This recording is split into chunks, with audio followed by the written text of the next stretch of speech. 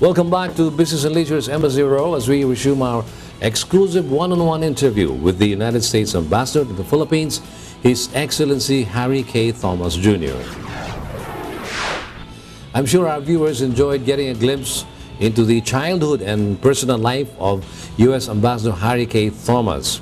We are now back with the Ambassador and his insights into our cultural and educational exchanges with his country.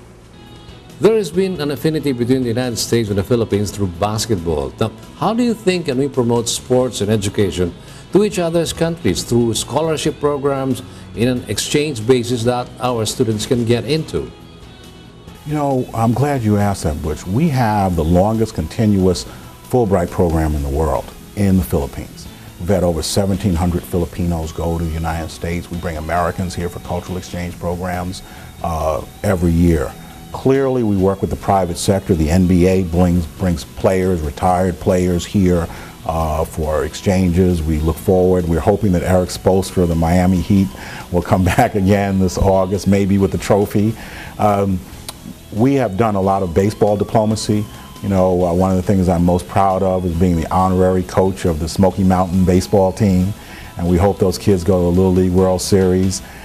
Major League Baseball and my classmates from Holy Cross have donated equipment to these kids, and also the kids in Baguio. We brought Ken Griffey Jr. here, one of the 10 or 15 greatest baseball players of all time. He was here last year, and those kids didn't know who Ken Griffey Jr. was, although they admired the home runs. But the fact that he came here and worked with those kids, not just the kids from Smoky Mountain, but kids from Alabang and Makati also. The Secretary has named a new basketball ambassador, Kareem Abdul-Jabbar, who's been here before. My real goal is hoping that Jeremy Lin from my hometown Knicks would come here. Very pleased that Edward P. Jones, the Pulitzer Prize winning author, was here in November, and he was well received by the Filipino Penn Hemingway Society. We just had a dance group here last month, and we'll continue. We've had hip-hop dancers, although I think that's the only thing that probably we shouldn't have brought here, because that was when I first got here. And this young woman from MTV was here to train the Filipinos in hip-hop dancing. I don't even remember that, Adrian. And those kids knew how to dance better than her. I'm very proud of the fact that we send a lot of kids, particularly from Mindanao, to the States on high school exchange programs. This was the first year we spent special needs kids to the States on high school exchange programs. A lot of our universities do work both ways.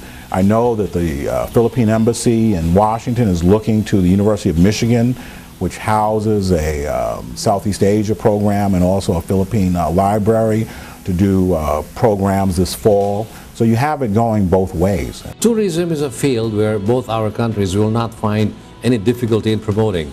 However, there is always room for a step forward for both of us, even in this field.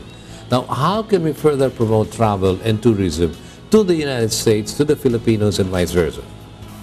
Well, I think we all like the new slogan, "It's more fun in the Philippines," and we hope that works. We think that the Philippines, with its wonderful beaches, some of the most beautiful beaches in the world, clearly we'd like to see more Americans coming here.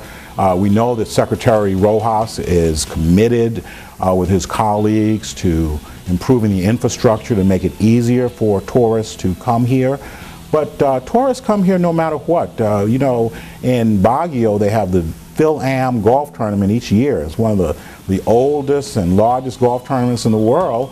And despite the fact they can't fly, so many Americans come here, fly into Manila and drive up to make the 6-hour trek up to Baguio. Digressing a little bit, your resume says that you speak Spanish, Hindi, and Bangla, and you're learning to speak Filipino. Now, with the word ante that you used earlier, I believe that. Now, do you have a special interest in languages? As you know, the Philippines, as an English-speaking nation, what cultural exchanges can we embark on together? I have a hard time pronouncing a lot of Filipino words, but I try. But the reason I think it's important is because to understand the people, you have to speak their language. Our job in this embassy is to tell President Obama and Secretary Clinton what's going on in the Philippines. And if we don't learn the language, how are we going to understand? I was at dinner 2 nights ago after the Supreme Court, and people were, one of the Filipino prosecutors had used a word, and they were explaining it to me, how people go around things. Palasut to something, palasot, and I found that really interesting. What I'm really proud of is the program we have in this embassy, where I invite your viewers to go on YouTube and look at our programs. We have some of our officers, especially some of our younger officers who are fluent in Tagalog, speaking in Tagalog on the programs. And starting with my staff aide, you know, a Cosidina. I was laughing with a California accent, but she did it very well. Going back to languages, can you give us a sample of some of the Filipino words that you learned that you can speak on television? Mahirap, Butch, mahirap. Dahil my pronunciation is terrible. My friends actually make fun of the way I say matunda. I've learned a lot of words on the golf course, you know, and all of my shots, and there are very few very good shots, so they're always saying pangit, you know, and because, and then they taught me that when my ball goes in the water, to say, what is it, an aswang? Aswang got it. What is a aswang? And say tabi tabi po as I go by to try to get it back, or say boomalik, maybe my ball will return. I go into restaurants and, you know, ask for too big, and they say what? Been in Hawaii twice, and you know, recently they have a lot of Filipinos, particularly Ilocanos in Hawaii, and I was surprised how few of them spoke Tagalog. So I was teaching them some Tagalog. So next time you go to Hawaii, you'll see a bunch of Filipinos with a New York, South Carolina accent trying to say matunda or something like that. Now, you've been steeped in the Philippine culture as you've been here for 2 years now. What aspect of Philippine culture can we best promote to your people? Filipinos love music, and Filipinos have a great appreciation for all types of music, and we should look at that in the United States. I think the Filipino willingness to look at hardship and deal with it with a smile, which must be sometimes internally killing them, but that's something we could learn. The Philippines is getting more and more feedback on social networking as a destination. Which of these destinations do you think are underrated, but you would, by personal choice, recommend as a destination? Well, clearly, I love going to Baguio, the city of pines. I just, you know, feel rejuvenated every time I go up there. Twice I've been to Tali Beach. I was just there last week, and I love swimming there and snorkeling. I haven't had the opportunity to be to Boracay, but the prettiest place I've been is Palawan, to the underground river. And Mayor Hagedorn was working with people that call themselves Okie Pinoys, Oklahoma Filipinos, who had come up with these electric cars to go around parts of it with. And you know, they're preserving it's a little bit of ecotourism. I really want to go see the rice terraces.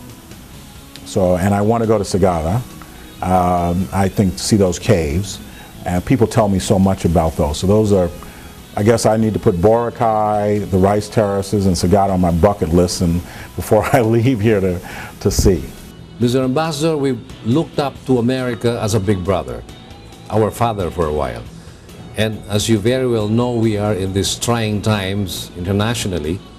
Many Filipinos have been asking how far can we look at the support and backup of the American people as we go through these trying times wherein territorial rights are perceived to be trampled upon.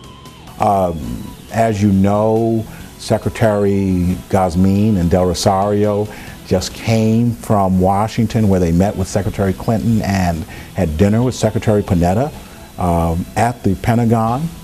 That Before that, we had the bilateral security dialogue. Before that, Secretary Clinton was here for the Manila Declaration to reaffirm our treaty commitments, the 61st anniversary of our Mutual Defense Treaty. So I think that our support for Filipinos and the Philippines has been well documented and demonstrated. Territorial disputes are something that is our worldwide policy of taking no sides. As the Secretary said, we want to see a collaborative process that ends in peace. Mr. Ambassador, you've been very kind and very generous with your time for this exclusive interview. Before we let you go, would you have a message for the Filipino people as the sitting Ambassador of the United States to the Philippines? Maraming salamat for the open arms that the Filipino people have extended to all of the Americans in this embassy. We respect your country, we respect your people. We'll continue to try to assist you. We view ourselves as your partner. We're trying to align ourselves with you and with the needs of your democratically elected president. And that's important, that in this day and age we be equal partners and work together. Sometimes we'll agree, sometimes we will disagree, but we won't split apart. This is the ideal country for me to serve in, and more importantly, the Filipino and American men and women that work in this embassy who are trying to make this country better on a daily basis. Thank you. It's been a privilege. Thank you, Butch. Really enjoyed it. We thank the kind ambassador for granting us this exclusive one-on-one interview here on Business and Leisure's Embassy Row.